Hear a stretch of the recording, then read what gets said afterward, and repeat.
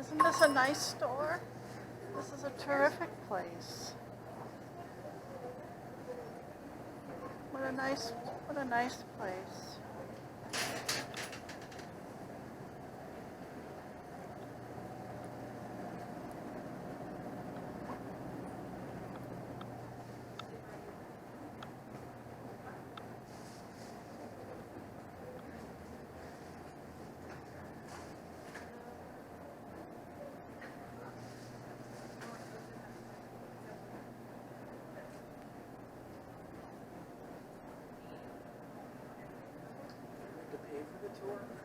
No. No, not that I could see. Cheese place. We're ready.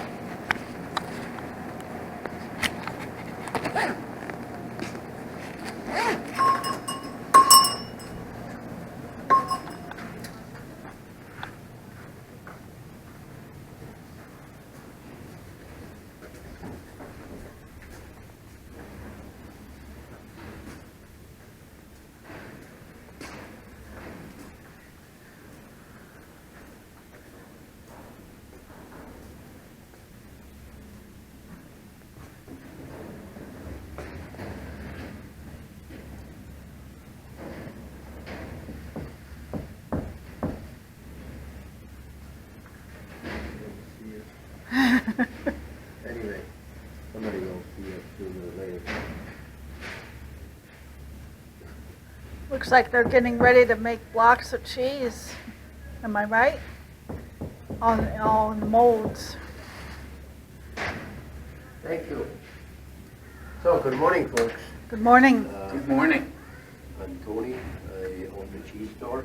It's great. I have no ownership here in whatever here. Yeah. So, welcome to Emmi-Roth and the cheese store. Where are you from? Madison.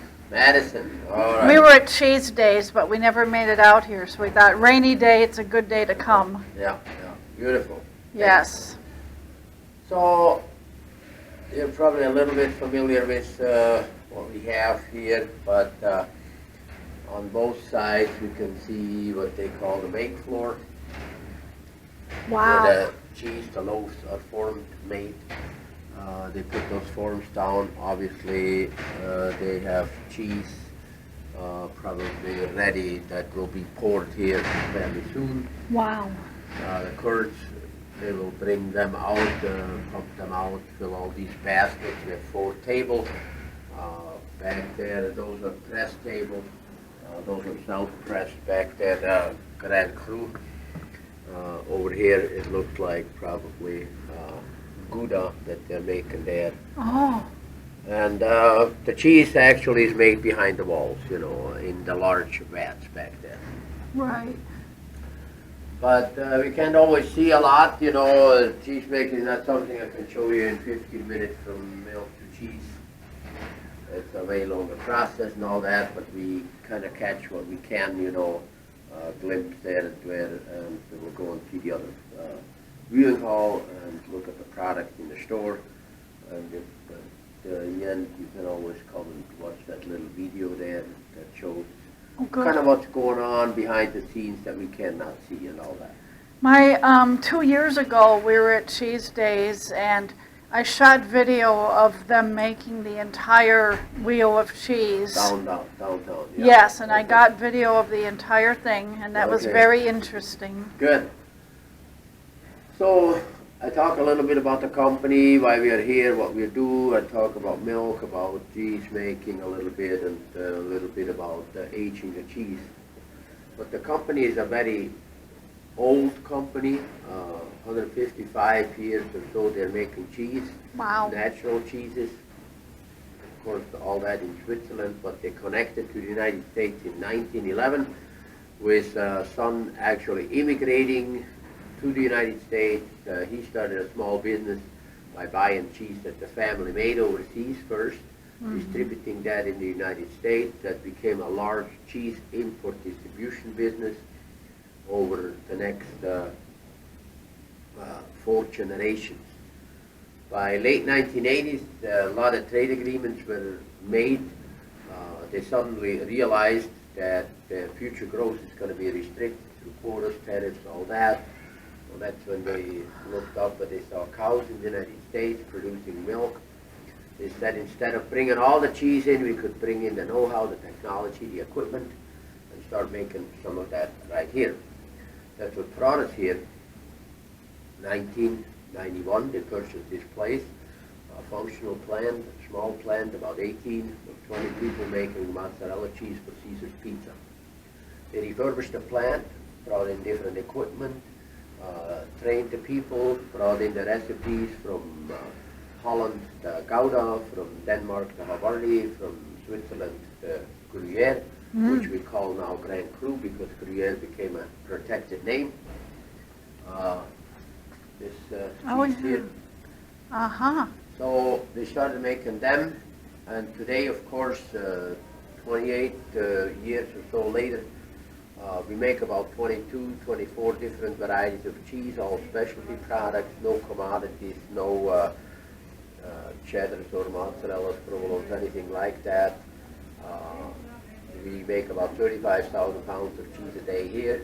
Wow. We have another plant in Sholsburg, the same size, Platteville, a brand new plant that's about 3 times the capacity that we have here. Platteville. Yes. Oh. Yeah. Wow. So, Any chance they have a tour there? no, they don't. They There's don't. no store attached. It's closed like a a manufacturer. You can't get in except you're a worker there, or have Okay. something else. Yeah. I know about that Miss J and Company, I took the barn quilt tour, and they showed us, they're gonna be, raising, sheep and goats to make more goat and milk, Sheep milk. milk locally, yes. Yeah. Couple years or so from now. Yeah. So, all the cheese is consumed that we make is basically consumed in the United States because cheese consumption still increases because of things that we do.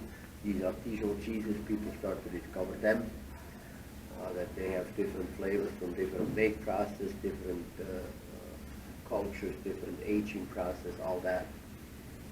That's where we're good at. In areas where I grew up in Switzerland, monks, nuns wrote about cheese making as much as 1,000 and 1,200 years ago. Here in Wisconsin, we make cheese now barely 200 years. Yeah. But we have come a long ways. It's a very similar industry than overseas. Because the immigration stream for 300-400 years was mainly Europeans, and obviously some brought their trades as cheesemakers along. And so we have a very similar industry as overseas. But we have come a long ways here. We produced that world champion cheese 2 years ago. And that's where we are in a good spot, and Yes. among those artisanal cheese makers, that movement that we have. So it's kind of in a nutshell that we have. As a company, we have about 350 or so employees in all the plants, all the sales and all that. Wow. When we talk cheese making, milk is very important because cheese is made from milk. Yep. Why do we even make cheese? All that. Cheese or milk, I have to say, milk is the world's most perfect food. There's nothing out there that actually can compete with milk. The reason I say this, there is a very high certainty that we all grew up on milk. We're still here, that's a good sign. But as not just as the infant can live for months on milk alone, I as an adult could live on milk alone too, for 2, 4, 5 months. If I so decide, I would not need any not even water or beer or whatever it is, I would be able to live on milk alone. I would get a little bit more anemic and all that. But why don't we drink milk all our lives? The big thing is that milk is an extremely sensitive product, needs to be consumed fresh. A bucket of milk produced this morning, take it in your home, put it on the kitchen counter, and leave it there. Tomorrow morning we're not going to consume it anymore. It's already turning bitter sour. That's right. If you put it in the fridge, you can consume it about 7-8 days on average. If you pasteurize it, you can consume it for up to 35 days. But that's the big reason why people thousands of years ago tried to collect the solids out of that milk to give it in a different form, an extended shelf life.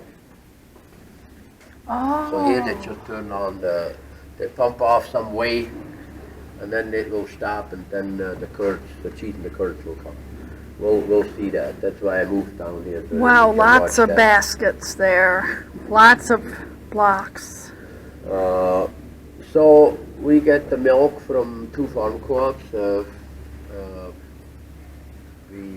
farmers have to sign contracts that they don't inject cattle with growth hormone. We have hormone-free milk, hormone-free cheese. The milk today is better than ever because of the practices on the farm. The milk is not exposed to the elements like it used to be when they're produced by hand and all that. Oh, yeah. Open milk cans, bulk tanks, all that. That milk, that sensitive product milk, couldn't help but inhale that dairy air, and that wasn't as good, for our cheese production as it is today. But when the milk comes in, most milk is pasteurized. Some we still make raw milk cheeses, about 3/4. Good. Really? Yeah. But we then send the milk in those large vats behind the walls. We can't see them, but they look similar to this, but of course are way, way bigger. They have a capacity of about 4,000 gallons. The milk then we add cultures to it. Cultures are enzymes, bacteria. They come from laboratories. They are under special refrigerated areas, deep frozen. They come under dry ice, you know. Rennet? All that. No, those are cultures that Okay. we add there.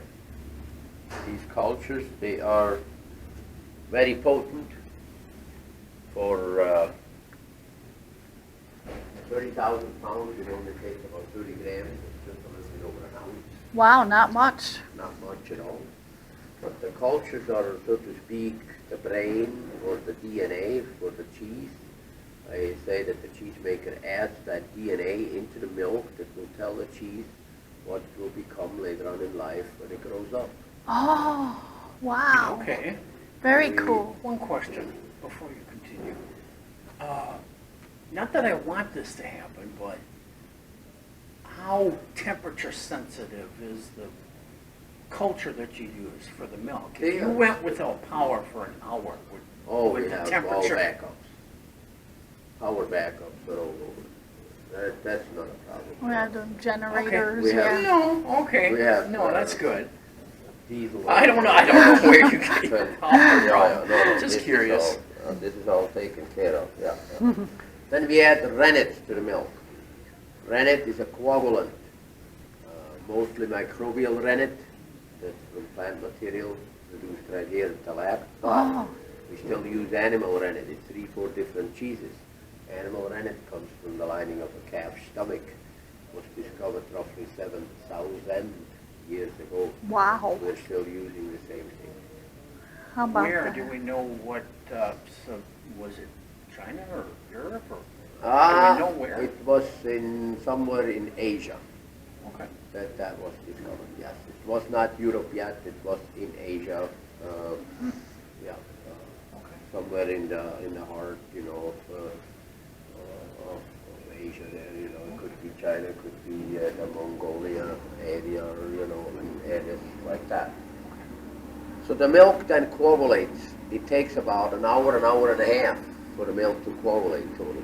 Mm-hmm. Once we have that coagulated milk, that shallow type time, that time is total silence in there, and they cut it down into small pieces. We call them curds. These curds, now they have a lot of cuts, edges, sides. They can bleed out the liquid in the milk. Wow. And these are now curds. This is the freshest cheese you'll ever see. Yeah. And it's a flavored cheese. It has probably jalapeno. It's probably a jalapeno Havarti. It looks yummy. So these curds, they bleed out that liquid. We have to see that they release as much whey as possible. Once they did that, they shrink down, of course, and whey and curds, you know, are pumped out here and fill those baskets. Okay. It takes about 10 pounds of milk for 1 pound of cheese. 90% is the liquid. Okay. So these curds now, they bring them out, they pump them out, they fill these baskets, and this is a self-pressed cheese that we call. Self-pressed means that those curds will knit together under their own weight to a loaf of cheese. You see how they start to settle right away. Oh, yes. They fill them to the top, and See? they figured out the yield back there, and they put enough baskets down that they will have exactly what we have filled in baskets. Ah. So either they press themselves under their own weight, he's checking the moisture content, all that, and then they form into a loaf, or forcefully pressed like on the other side, like the Gruyere wheels or Grand Cru wheels. Once we have those loaves, they go on those racks that are standing back there and go into the salt brine. Okay. And the salt brine will go and see is a saturated salt solution. Cheese goes in there for disinfection a little bit. It's also forming a little skin. It pulls more whey, more moisture out of it. It firms the cheese up and of course preserves the cheese salt works its way in. This is our natural preservative. Some cheese is only 3-4 hours in that brine, others as much as a full day. On the high end, an Italian Parmesan that we do not make here would stay about 7 days in brine. What other kinds of cheese are used, Brian? All cheese uses the brine. All cheese goes All in. of them? All cheese goes in the brine. Yeah. Mm. So, coming out Funny, of the brine. you don't taste it. Oh, absolutely. In every cheese has a little salt in it. You know, that's for sure. Okay. So, Well, like almost a preservative. I mean, salt curing. You know, a little bit of no, salt, well, like that. these are all the natural cheeses. They all go into the brine. They're doing some stuff over here with, they were working over here a second ago. Okay. So, these kind of cheeses, after the brine, they go into cold storage and they go into the marketplace fairly soon, you know. But we have a lot of cheeses that we age. Our Grand Cru, the Swiss, the Goudas, all these cheeses we age quite a bit. And aging cheese doesn't mean anything else but finding the right climate, the right temperature where those cultures can do a good job, bring out the most beautiful flavors in the cheese in the shortest amount of time possible, but without destroying the cheese. Right. When we have a baby Swiss, for example, we add 3 different cultures, so 3 different DNAs. As soon as the cheese is made, goes through the brine into the affinage, that cheese we start at the highest temperature of any cheese, 70 degrees. That's pretty warm. Yeah. A lot of people worry about taking a piece of cheese in their air-conditioned car and drive it to Madison. They think they have to throw it away. Not so No. quick. At 70 degrees, Propionibacterium, they love that climate. They go to work, they have a sweet tooth, they eat the lactose out of the cheese. By eating lactose, they create carbon dioxide gas, and that actually builds the eyes, the holes, the bubbles in the cheese. In the Swiss, we call that the eye formation time. Come about 2.5 weeks, then we have to bring the temperature down, up upper 50s. And once we have the temperature there, you know, the other cultures bring out that beautiful nutty flavor that we know in the Swiss cheese. Oh, yeah. Come about 4 months, 3-4 months, we test the cheese all the time. We find that it has exactly the flavor that we put on the label. It's mild, okay, it's still a baby, it's very creamy. We make that with whole milk instead of most Swiss cheeses that are made with partially skim milk. But it has undeniably the nutty flavor that we find in all Swiss cheese. Now we pull the cheese for the first time after 3-4 months. It comes into cold storage, into refrigeration here or at your home. What happens to the active cultures that did so much work when you refrigerate them? They go dormant? They go dormant, they die off, some of them. They become so slow that you can keep tasting that cheese for the next 3 to 4 months and you'll not find a change in flavor. You remember when we forgot the milk on the kitchen counter? Yeah. 24 hours later it's sour. The cheesemaker then got a hold of that milk with a total natural process, not adding any preservative stabilizers or foreign things. He just used good milk, a little bit of culture, rennet, salt. We cured that cheese, we aged it. Now we have a stable shelf life for 3-4 months. The Alpine style cheeses, they have at least a shelf life of 6 to 8 months. A good Italian Parmesan on the very high end, 15 to 18 months. So that's kind of in a short nutshell the beauty of artisanal cheese making. The whey that is sent now to other plants, they dry that down. There is about 4.5% really high quality protein in that whey. That is dried down into whey powder, and most of that whey powder is used to make baby formulas.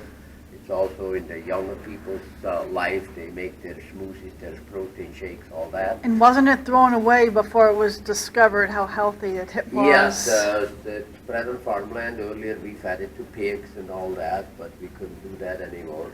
because of the odor from the pig and all that. So, but now countries of India and China are coming here to Wisconsin a lot, and they buy all of the whey protein they can get a hold of.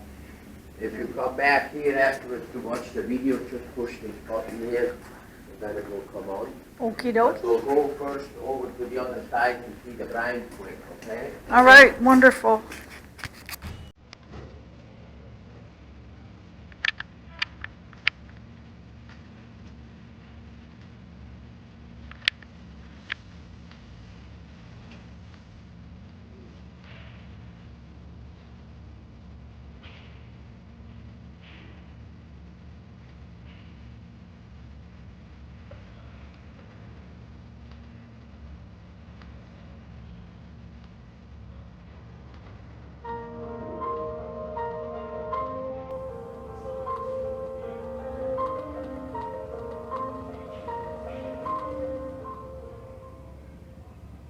Emmi-Roth is a leading provider of award-winning specialty cheeses. Our expansive portfolio displays a unique combination of cheeses from two different worlds with very similar traditions and values. From the handcrafted Roth cheeses produced here in Wisconsin to Emmi's extensive range of traditional varieties from Switzerland.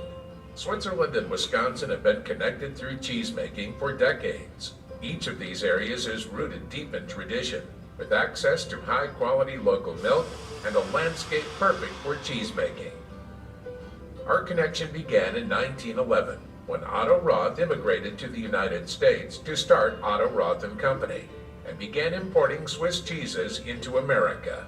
80 years later, the company evolved into Roth Case USA, and the owners began scouting locations to make their own cheese in the United States. The search ended when they discovered Monroe in Greene County, Wisconsin. Greene County is known as the Swiss cheese capital of America. It is here where the first copper vat was used to make cheese in the United States, and spruce boards were used in the aging process. Traditions we still use to craft some of our signature Roth cheeses. In 2009, Emmi, the Swiss dairy cooperative, purchased Roth Case USA to form Emmi-Roth, and we continued to make our range of Roth cheeses in Wisconsin and to import Emmi cheeses from Switzerland to the United States. In 2016, Roth Grand Cru Surchoix, an Alpine-style cheese from our flagship line, was named World Champion at the World Championship Cheese Contest. It was easy for the Roth family to choose Wisconsin as the place to hone their craft. But what really made Wisconsin a great place to make artisan cheese is the milk. After all, we know the world's best cheese starts with the world's best milk. For our Wisconsin-made Roth products, we source our milk within a 60-mile radius of our creameries in America's dairyland, where generations of dairy farmers have been producing the best quality milk for more than 160 years. With 96% of Wisconsin dairy farms being family-owned, there's no wonder they treat their cows and partners like family. 152 farms supply milk to Roth and have an average herd size of 100 cows.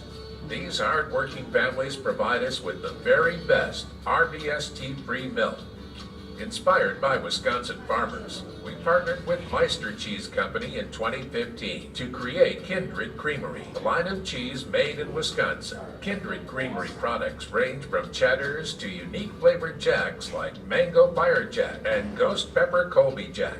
Kindred Creamery introduced a program to highlight how proud we are to partner with dairy farmers who combine the best traditions of iconic farming with the best methods of modern technology. We call it Cows First. Our dairy farmers treat their cows like family while adopting modern technology and knowledge of animal nutrition and science.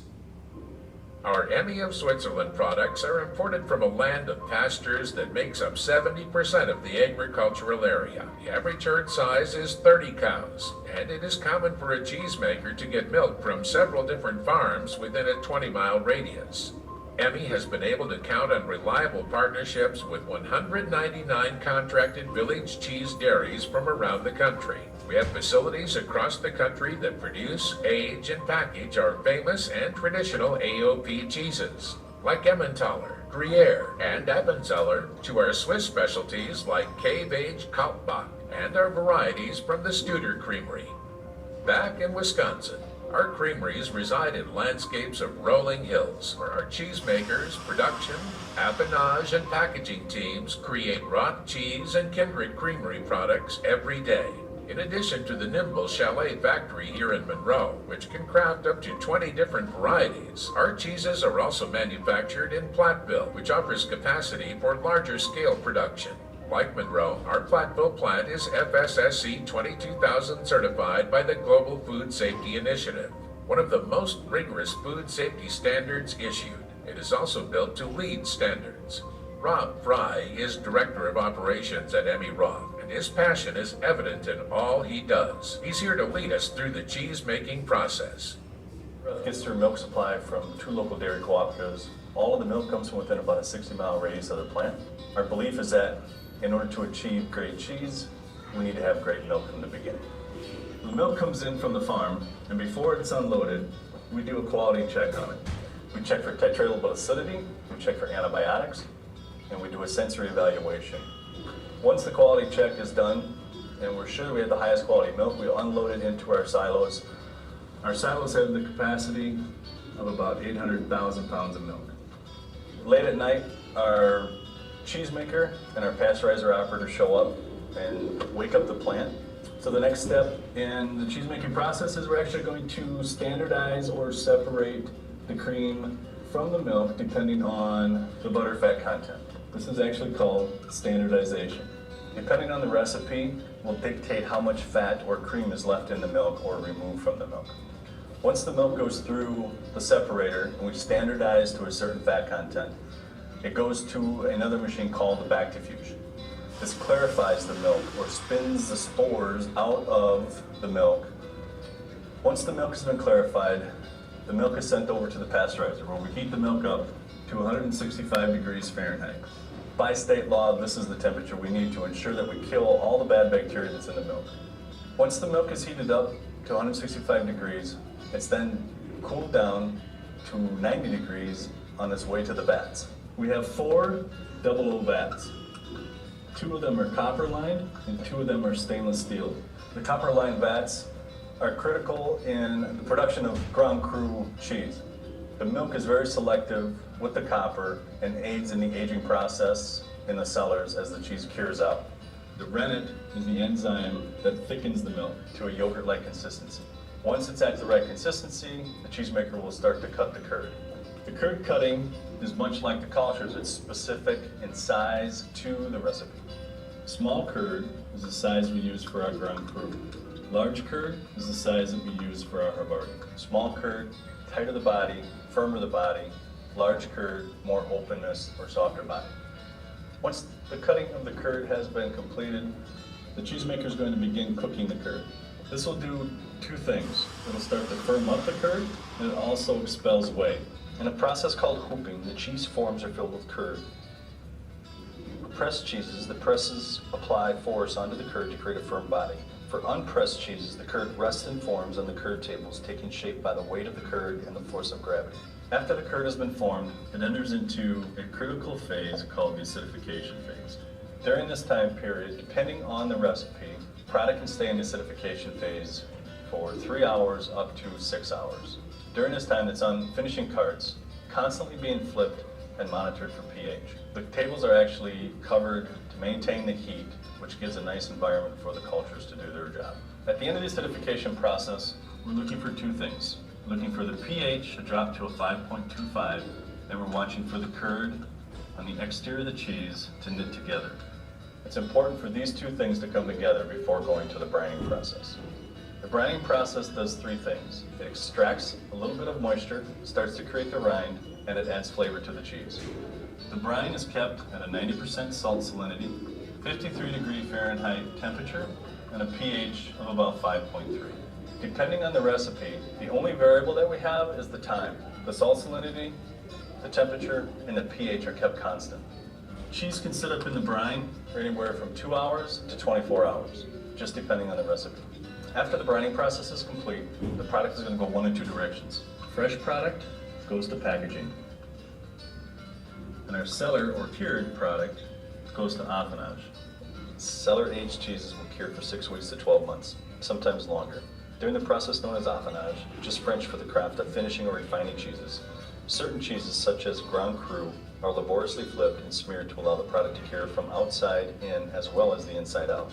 Longer curing produces more intense flavors. In the affinage cellars, temperature and relative humidity are closely monitored and maintained to ensure the highest quality. On a weekly basis, we grade the cheese and select the product to be released for sale or keep the product into the cellars in order to age it further. Once the product has been cured for the proper amount of time, it's ready to be shipped out to our customers and enjoyed by all. I want to thank you for coming on this cheese-making journey with me. Our commitment to quality is evident, as Emmi-Roth Cheeses have a long tradition of winning awards and recognition in some of the toughest cheese competitions across the region, the country, and the world. We turn fresh milk into award-winning cheese every day, and we have a responsibility to our communities along the way, in Wisconsin and Switzerland. Our farmers are committed to sustainable dairy farming and environmental stewardship. Our Wisconsin milk is sourced from Rolling Hills Co-op, right in our backyard in Monroe. There, Wisconsin dairy farmers follow the FARM program. The program raises the bar for the entire dairy industry. Working to reduce our carbon footprint in Platteville, we installed an anaerobic digester. In Switzerland, Emmi only buys Swiss milk bearing the Swiss Guarantee label, which requires that milk comes only from producers who meet the requirements for sound environmental practice. And our accolades aren't just for the world's finest cheeses. They come as a result of the added insight, trend-setting approaches, and industry-shaping innovations created by our team. Our team is made up of people who are experts at the fine art of cheese, not just making it, but packaging it, displaying it, using it in food service applications, and helping you achieve masterful results in everything you do. From our team of cheesemakers with rigorous training, certifications, and licensing in Europe and the United States, to our ACS certified cheese professionals on staff and corporate chef, we're committed to connecting you with the very best product, service, and knowledge. Just like we care for your cheeses, we also care deeply about the communities that we live and work in. Our employees are committed to making our company a better place to work by continually seeking out ways to keep us connected with our communities, locally and nationally. Thank you for learning more about Emmi-Roth, our commitment to our team, farmers, safety, quality, and environment is the driving force behind how we create the finest cheese in the world.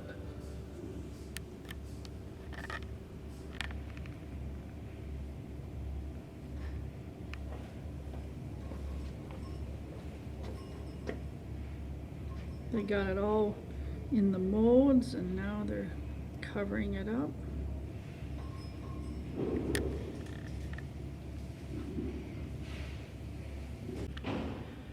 Right now they're taking wheels of cheese and putting them in the press molds over there on the countertop over there.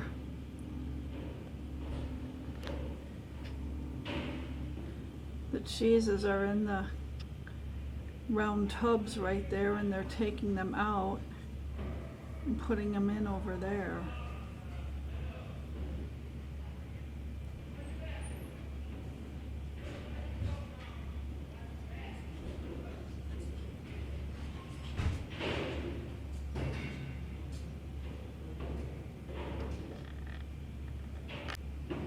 Yeah, look at that wheel of cheese right there. They're all each one in each tub. And then they're putting them over there. Each hole is for a wheel of cheese. Pretty fascinating. They're like a well-oiled machine. They know exactly what they're doing. And see how well they're dressed up. Sanitary. Keep everything sanitary. Hair, beard nets, gloves, full body protection. Very clean cheese and delicious. You can trust this cheese. It's award winning, that's for sure.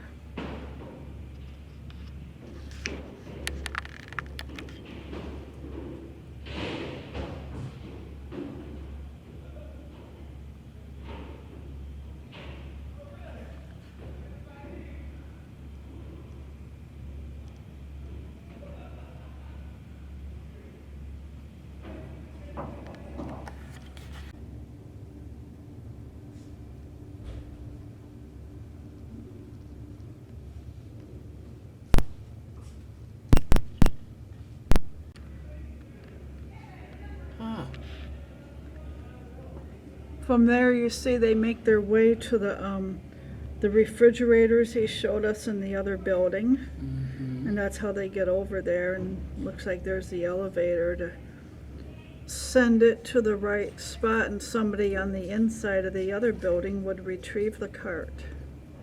That's how that works.